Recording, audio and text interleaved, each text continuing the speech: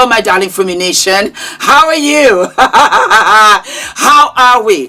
My name is Fumi Desalu-Vold. For those of you that are stopping by for the very first time, you are so welcome indeed. Oh, I see a loose button. No. It's not that kind of show. This is like reptile snake dress. I love it. Very safari, very simple. As a matter of fact, let me just step to the side so that I can show you. There we go. You can just button the dress or you can open it. It's wonderful, very work friendly. Very, very work friendly. It's a little bit big since I've kind of sort of lost weight, but I like it still, you know. What do we think? What do we think? Yeah. Alrighty, my darlings. Are we living and are we loving? Straight to the point in this one. Jeezy baby. Jeezy and Jeannie Mai are out here in these streets, and the divorce is getting uglier by the second. Jeezy comes out to say that if Jeannie felt this kind of way, why was she trying to have a second baby with me? Yeah. It's right here. Exclusive from TMZ. Let us read. Jeannie Mai smearing me cause I said no to baby number 2. That's what he says. Jeezy is firing back at his estranged wife, Jeannie Mai, whom he claims is out to smear him just because he didn't want to have a second kid with her, alleging she's out for revenge. Screenshots too of their texts and everything about, you know, when we should, you know, have cookies and when we should not have cookies. The rapper filed legal law documents in his divorce case with Jeannie, and he's offering up a firm defense to Jeannie Mai's bombshell claims from last week, in which he alleged Jeezy was reckless and abusive and that he had gotten physical on at least one occasion, of which we'll talk about that just one occasion. Here in the new paperwork obtained by TMZ, Jeezy once again denies any such notion, just like he did when she first leveled the claims and asked rhetorical question, if I was so dangerous and abusive, why were you trying to have another baby with me? Indeed, Jeezy claims Jeannie was desperate for another bundle of joy with him and adding to their family of 3. But he claims that he rebuffed her. She simply couldn't handle it. In fact, he even goes on as far as to allege that once he notified her that he'd already drafted up divorce docs in June, threatening to file them if their marriage didn't improve, she went to IVF specialists to get that process going in hopes of conceiving that way. Of course, Jeezy says he wasn't on board with that, even though he claims she pursued the process and might have dropped thousands of dollars in doing so. He also claims this in his docs. Jeannie is allegedly the one whose blood runs hot, and he claims she's the one who's volatile and violent, suggesting she's used to dudes who are more docile. Jeezy also continues to complain she's icing him out of parenting time with their young daughter, whom he claims he only saw for one day, one night in April. Bottom line, he's airing out all the dirty laundry in the docs as the divorce case gets nastier and nastier. We reached out to Jeannie's camp. So far, no word back. All right, so we're going to just, you know, fast track this. Last week, Jeannie Mai had documentation, receipts. Do you want the receipts? Because I got the receipts.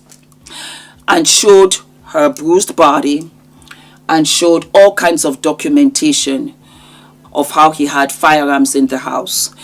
You can say A, B, and C, but when you see it with your own eyes, that's a completely different kettle of fish. So as far as I am concerned, what she brought last week was valid based on the receipts that she provided. They were also I think at the Ritz-Carlton. We also have documentation from the hotel, not Jeannie now, where the hotel does document and verify that he threw the child down the stairs, that they would not leave him alone with her in the room while he took his 4 Louis Vuitton pieces of luggage, that he had insisted that the chaperone should step out. And the chaperone said, I ain't stepping nowhere, I'm staying here. You can get another room, but I'm not stepping out because homegirl doesn't feel safe. Women and men were very different. The way that we think, we're extremely different. I will tell you this, and it was glaringly obvious when Britney Spears had her kid back to back. And a lot of women do that. We can look at you and we can say we're no longer in love with you, but we will have another child with you because I have no intention of being with another man. And I would really prefer if my 2 children were from the same father. That is what even our beautiful Chloe was trying to do with Tristan. She wanted another child, not necessarily Tristan, but that the siblings are siblings and they're from the same father, so that I can wrap this all up in a bow and I can throw the stroller, the baby milks, all of that into the trash because I'm done having kids. That was her mentality. Whether it's right, whether it's wrong, that's how I see it. Please drop it down in the comments if you think that I am reaching. But a lot of women do that. They'll look at you and they'll be like, you know what, this relationship didn't go very far and I'm kind of trying to accept it. And so we are 100 steps ahead of you. We can be lying down there making love to you, sweet, sweet love, knowing that we're packing out first thing tomorrow morning. That's just how we operate. Why? I think because we don't have that physical strength, but we have that mental capability to maneuver you like a chess game, and you don't even know it. Here he is calling himself out. Why was she still trying to have a baby with you? It wasn't because of you, darling. It wasn't even about you. It was about the fact that she was going to have one more child with the same papi, and she want to wrap all of this up. That was how I interpreted it. But you know what? You can take it for what it is. I am not saying that Jeannie is innocent. I truly believe that she's fiery. I truly believe after Freddie, she just thought that she can step on anybody's head because she was on The View or what was it, The Talk? I don't even remember. And I do believe that Jeannie has a mouth on her. But I believe that Jeannie was abused. I believe it, sure, as I'm sitting down here, looking into the camera, thinking of all of your beautiful faces that I saw at the meet and greet. I believe her. And I believe that he has a streak too. I believe that it's a toxic relationship of which good, let the two of them go, let them go their separate ways. And as far as I'm concerned, because I saw with my own eyes a AK-47, no, you know what, baby girl does not have to stay there. And I'm talking about baby Monaco, because last week we were told that baby Monaco was in the care of Jeezy. He locked her in a room all night and he went out for a performance to come the following morning. You did not change this girl's diaper. You did not give her any food. You kept her in a room, dark, light on, light off. You just kept her there and you left. Allegedly. If that is true, me the mama, I don't care. You won't see her in May, June, July, August. How about that? Until we really iron this out. Because I left this child in your care and you did not even have a nanny, allegedly, to take care of a 2-year-old Monaco. A 2-year-old that still puts things in their mouth and they ravage through. You thought it was safe to put her in a room and lock the door. You know what? Of all of this story, this is the part that I hate the most because I thought about it for 2 days. It really traumatized me because I have a little boy, 5 now, and even then my eyes are on him. Over my dead body would I ever leave Adrian in a room locked and go out? Allegedly. So as far as I'm concerned, you know what? Continue giving us the court documents. Let's really get all this out. Since you want the public opinion, I'll give you the public opinion. The two of them are not innocent. But I believe that Jeezy did 1 or 2 things onto Jeannie. I believe Jeannie has a mouth on her. I believe that this marriage, this was a farce. It was a heart-smoking mess all the way from COVID, where Jeezy's mother passed away. All of a sudden, he's emotional. Instead of him to stay on his own and just mourn and just appreciate the life the mother gave him and what is to be, he went on there talking about, like so many of them, let's get married. The wedding and all of the fluff that comes to it is just that. The marriage itself is work. The marriage itself is dedication. And when you marry, it's for your intention to be dedicated, life oath to a family.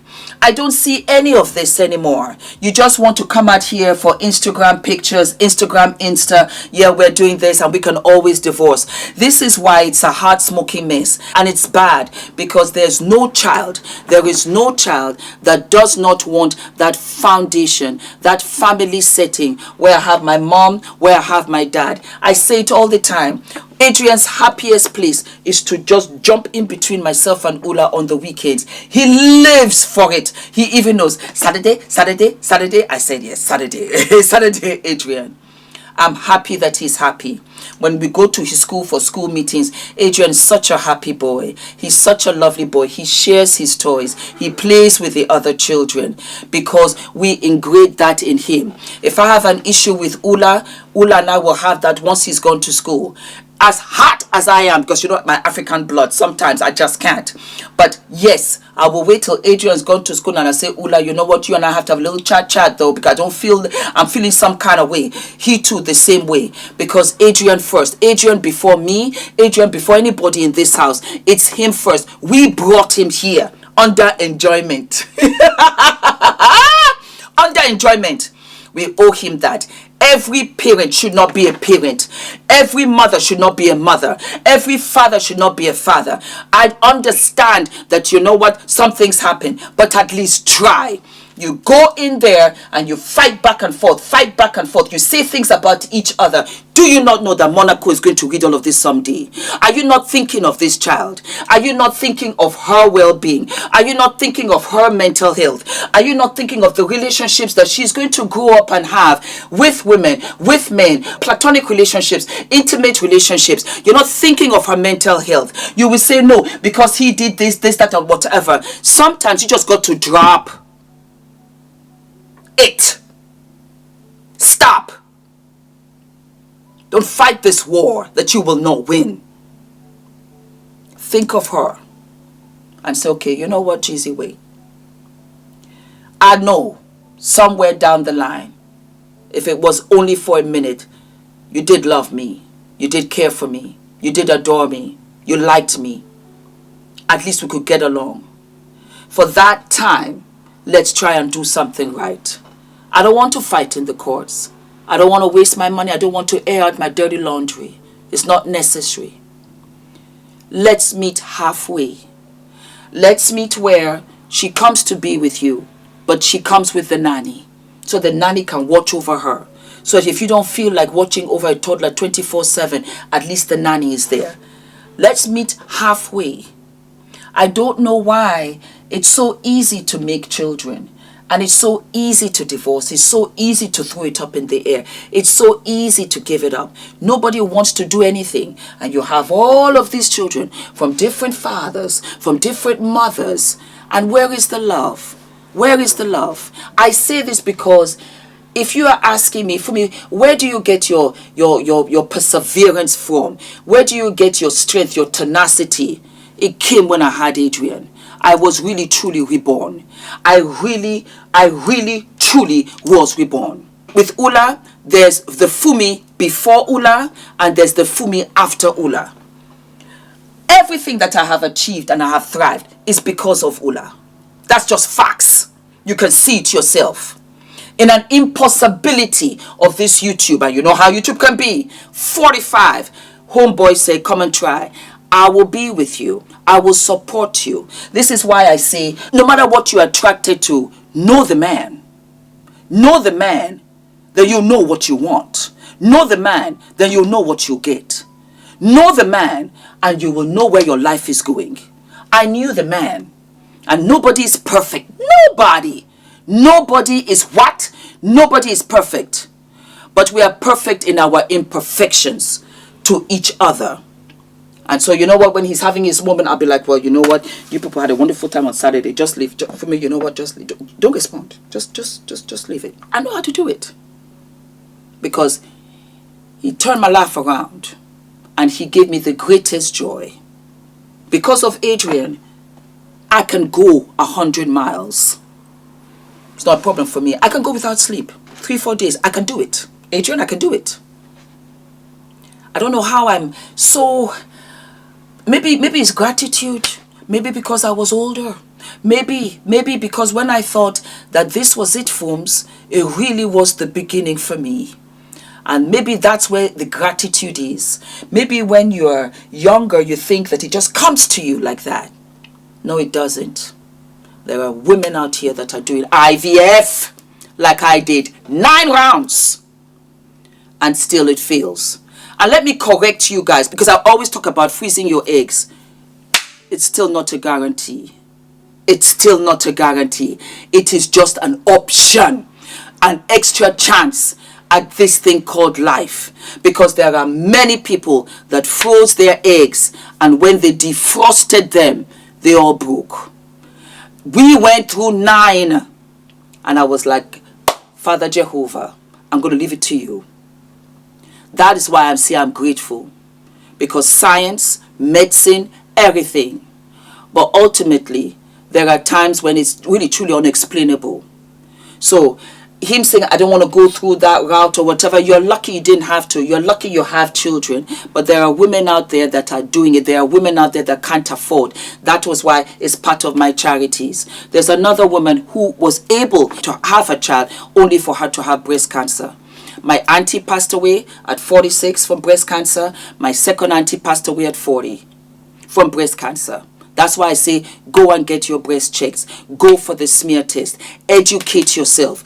Don't sit here on Instagram, listen to this hogwash about people that don't care about themselves, let alone to care about us. But we as a community, you need to step up when you know that this is right, this is wrong. This is all the way wrong. This is all the way wrong. Why did you bring Monaco here? Because you could easily bring Monaco here, and you don't even want to try to keep Monaco from all of this. That's where I'm coming from. Don't forget to like, to subscribe, hit the notification button, my darlings, and I'll see you I'll see you sooner than later. All of my love. Stay safe. Love you.